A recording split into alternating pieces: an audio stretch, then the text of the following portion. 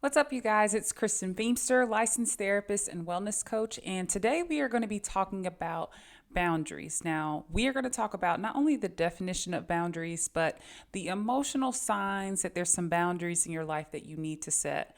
And I know you're probably like, Kristen, I already know that. Like, I already know I need to set all the boundaries everywhere. But I think you might also be surprised at some of the emotional experiences that we just get so accustomed to and just think that they're just normal, that are actually, red flags that we need to set a boundary, and that those emotions would actually go away if we set a boundary. First and foremost, what are boundaries? This is important to highlight because sometimes we articulate boundaries out of anger after long past due time has gone by and we are just frustrated. But really, boundaries are standards that we set to honor our own personal time, energy, and emotional needs.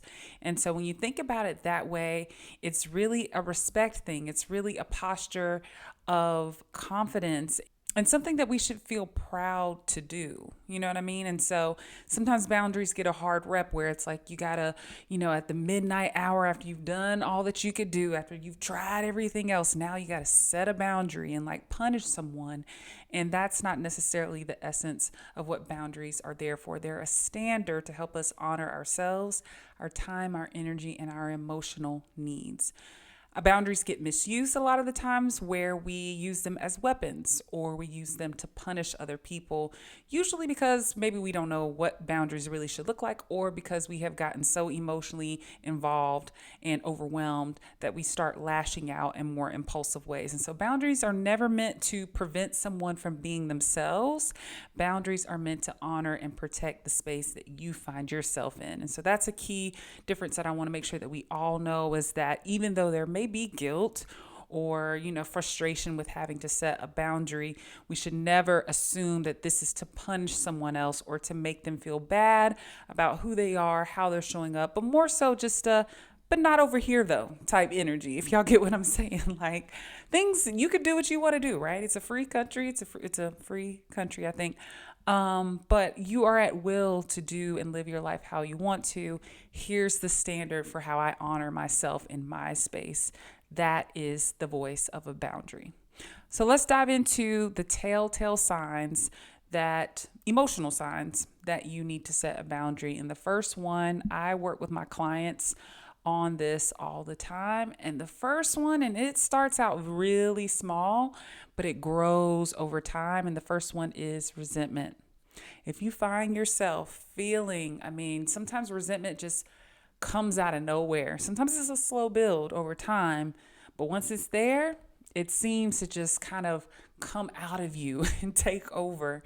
And that's a telltale sign that there's probably been not just a boundary issue in the moment, but there's probably been a long standing, like I'm talking weeks, months, years worth of lack of boundaries that is leading to this moment where the resentment and the bitterness has just like really kind of taken hold. And so resentment is basically feeling like something's been unfairly or unjustly done to you. Okay. So we're resentful at someone else because of how it's been unbalanced, or how I've been overpouring and oversharing and overgiving, and I'm not getting that back in return. So if you are feeling resentment towards people, places, and things, all right? This is all across the board. Sometimes we got to set boundaries with things and work and different things that we're involved in. And then sometimes it's people, sometimes it's ourselves.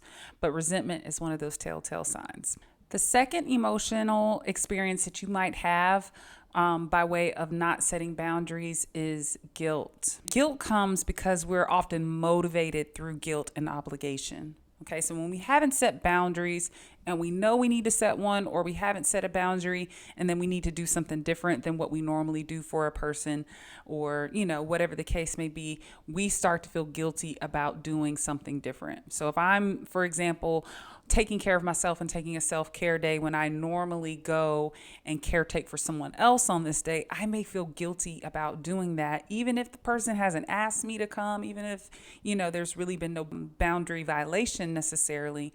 I can still experience a lot of guilt around just taking care of me. And usually the guilt is I should be doing something, but instead I'm choosing to do this type of scenario. So that could be choosing to do something for yourself or choosing to spend your time helping in another direction than the direction that you normally do, for example. And the thing about guilt, the thing about all of these emotions is that it's a trap.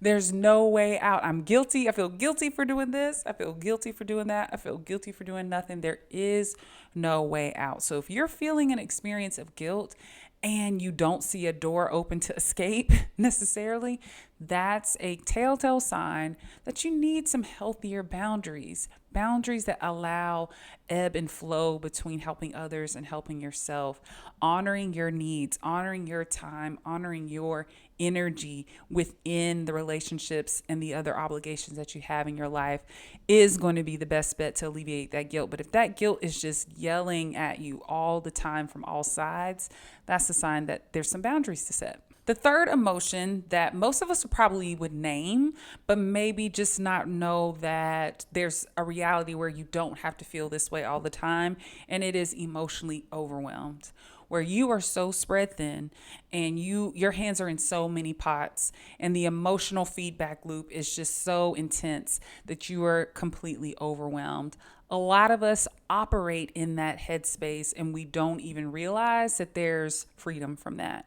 This is one of those ones where I don't think we necessarily pick up on what our threshold actually is and how we could operate better if we just reduce the amount of overwhelm that we feel in our lives. This is where the essence of less is more is really important.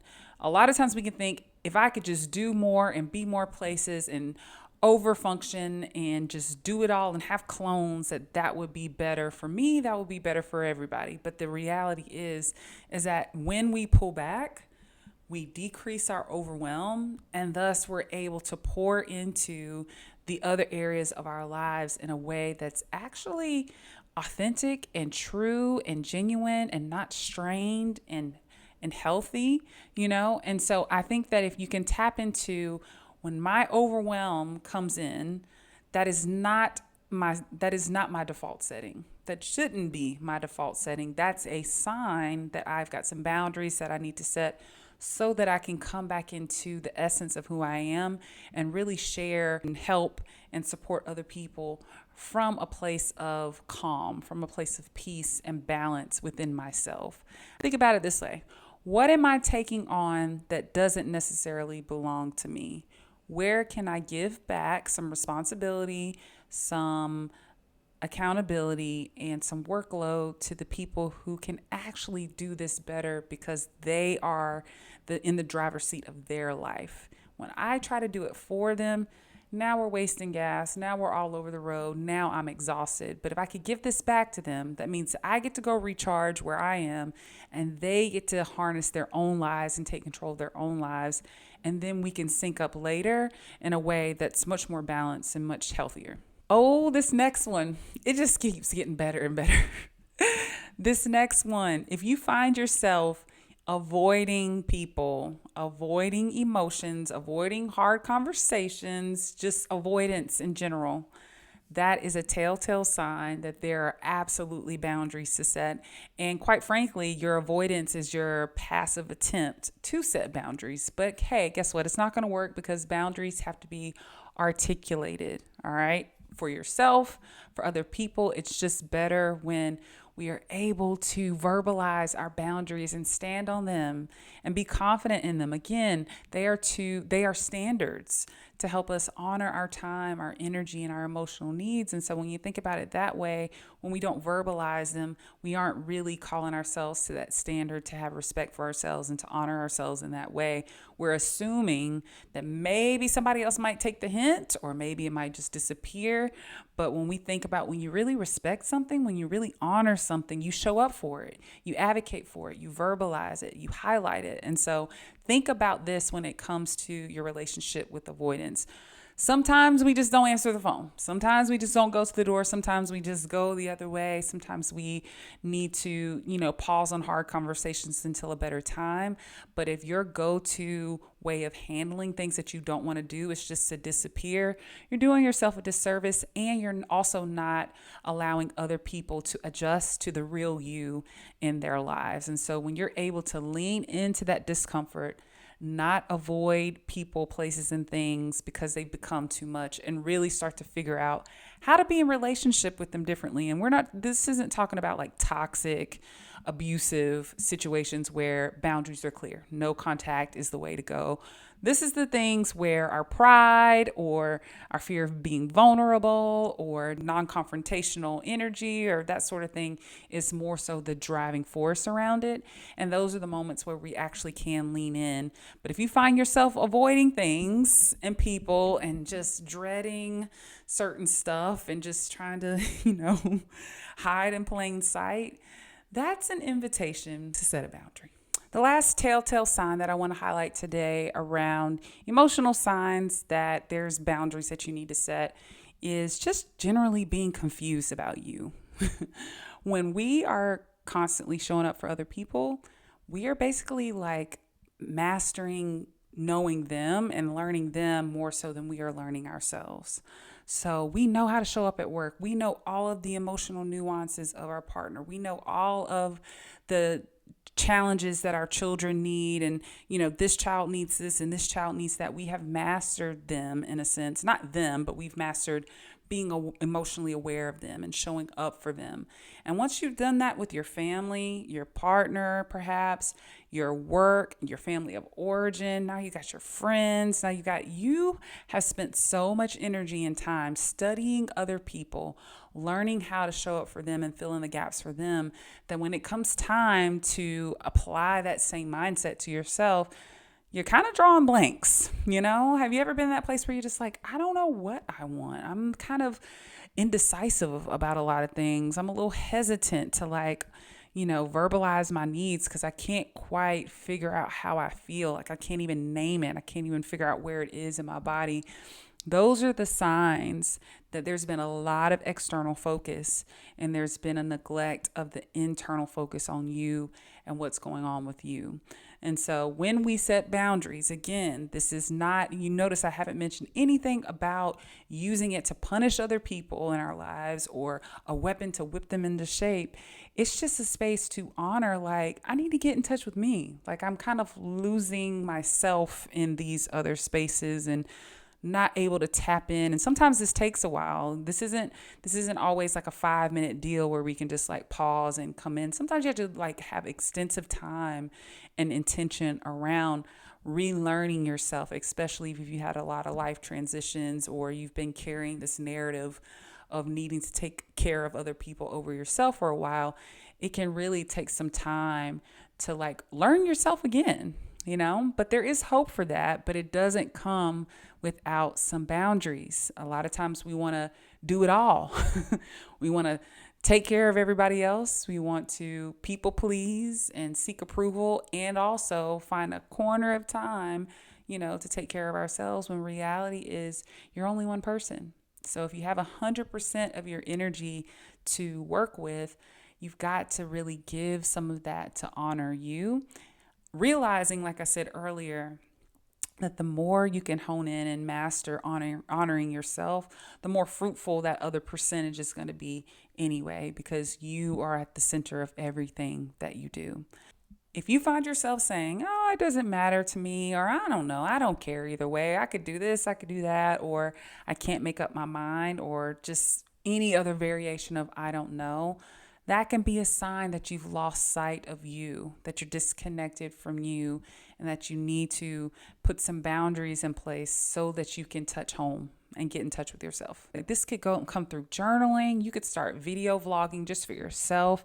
You could start tapping back into your hobbies and your creative outlets with this newfound time that you're going to have because of your boundaries, right? There's a lot of different ways that you can start to cultivate that again for yourself and play more. Be more curious, play more, have less rules. And once you start leaving the guilt at the door, You start leaving the resentment at the door. You lessen the overwhelm.